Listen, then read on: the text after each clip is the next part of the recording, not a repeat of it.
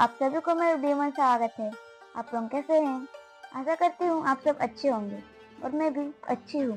रोजाना की तरह आज भी मैं एक न्यू मेहंदी डिजाइन लेकर आई हूँ। साथ में एक शायरी भी लाई हूँ। चलिए शायरी शुरू करते हैं। हजारों रंग के नजारे होंगे सब देखेंगे, हजारों रंग के नजारे होंगे सब देखेंगे। जब रचेगी मेहंदी हाथों में, नजारे छोड़ सब मेहंदी देखेंगे। बातों बातों में सब कह दिया, कभी शायरी तो कभी मेहंदी बना लिया। सबको शुक्रिया जिसने जबार्ट को सब्सक्राइब कर लिया। आप लोग वीडियो में बने रहे। वीडियो अच्छा लगे तो लाइक, कमेंट, सब्सक्राइब जरूर कीजिएगा। Thank you.